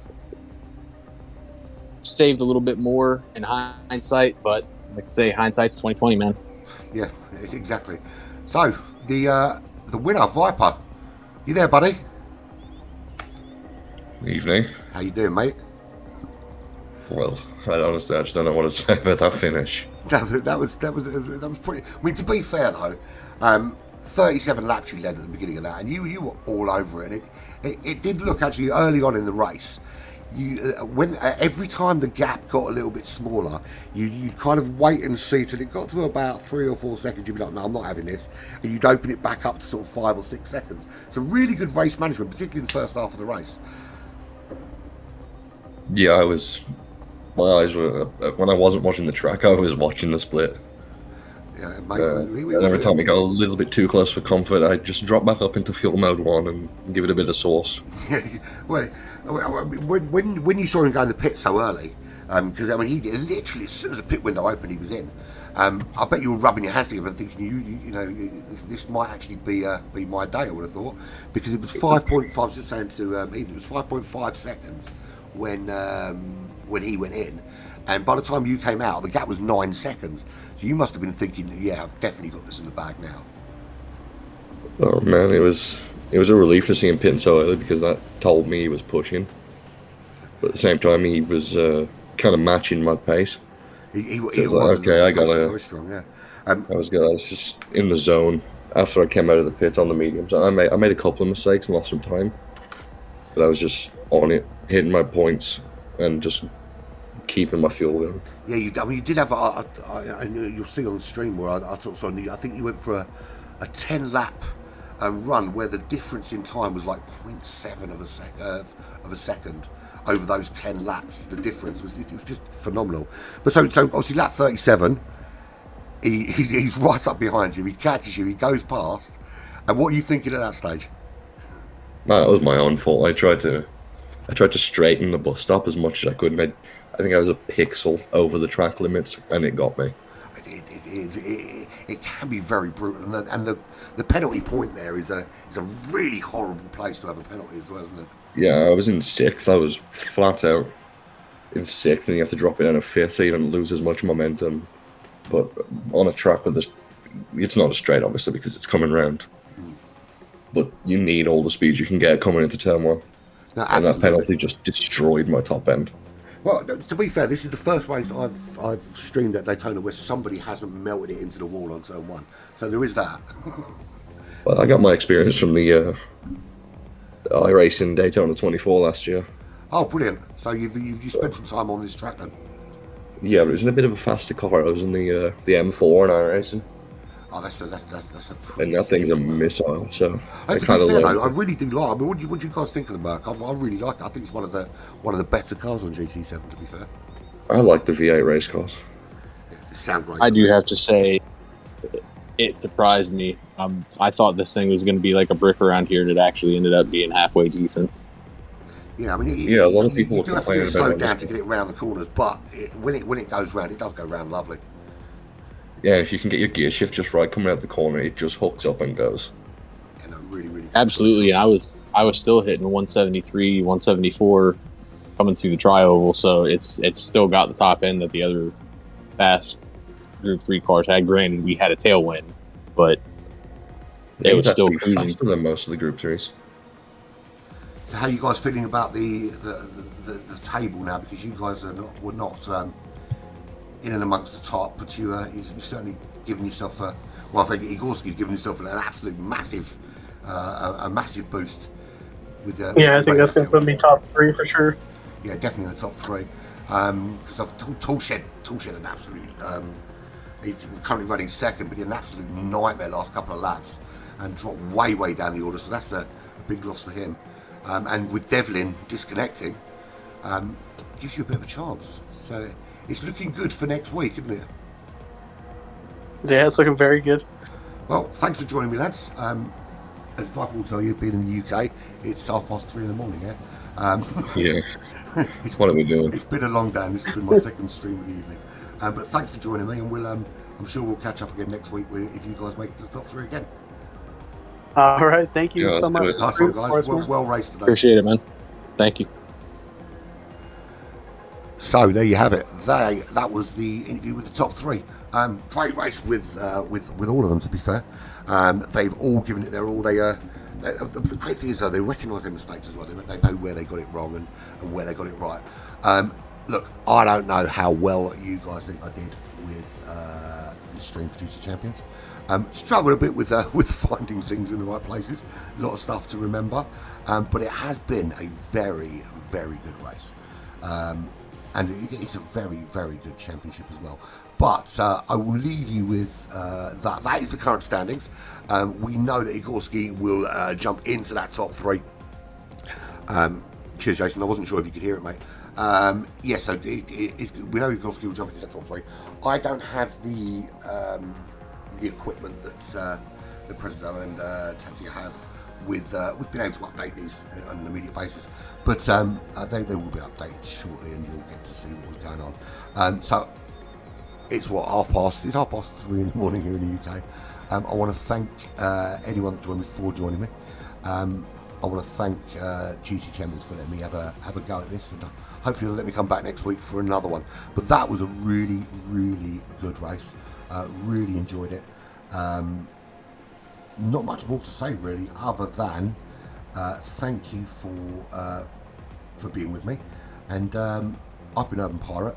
This has been the GT Champions World Cup, Round 4, Season 4, Group 4, Round 4. There we go. We will. I'll see you very, very soon in another life.